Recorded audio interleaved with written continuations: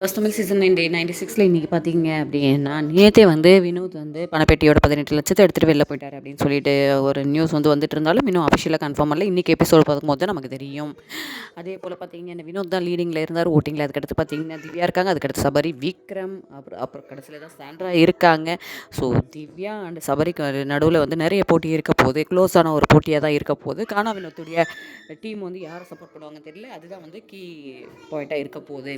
இப்போ வந்து big pass எல்லாரையும் உட்கார வச்சு என்ன சொல்கிறாங்கன்னா, நான் வெளில போய் யார்கிட்ட பேசுவேன், யார்கிட்ட பேசவே மாட்டேன் அப்படின்னு கேட்கும்போது விக்ரம் வந்து திவ்யாவை சொல்கிறாரு, திவ்யா வந்து சாண்ட்ராவை சொல்கிறாங்க, சாண்ட்ரா வந்து யாரை சொல்கிறாங்க அப்படின்னா நம்ம வியானாவை சொல்கிறாங்க. அதுக்கடுத்து பார்த்தீங்கன்னா வாட்டர்மெலன் வினோத்தை சொல்கிறாங்க, வினோத் வாட்டர்மெலனாக சொல்கிறாங்க. இந்த மாதிரி வந்து போயிட்டு இருக்கும்போது ஹாட் டாப்பிக்கே எது இருக்குன்னா திவ்யா வந்து சாண்ட்ராவை சொன்னதும் விக்ரம் வந்து திவ்யாவை சொன்னதும் தான். அதுக்கடுத்து தான் பார்த்தீங்க அப்படின்னா உள்ளே தான் வந்து இது போயிட்டுருக்கு. அவளுக்காக நான் பச்சை மிளகா சாப்பிட்டேன், ஆனால் இப்போ இனிமேல் வந்து அவகிட்ட வச்சுக்க மாட்டேன். ஏன்னா பிரஜனையும் திவ்யாவும் சேர்த்து பேசினதை வியானா சொல்லிட்டாங்க. அதுதான் திவ்யாவுக்கு வந்து ஆற்ற முடியாத ஒரு இதுவாக இருக்குது. இவ்வளோ ஃப்ரெண்டுன்னு நினச்சேன் நான்.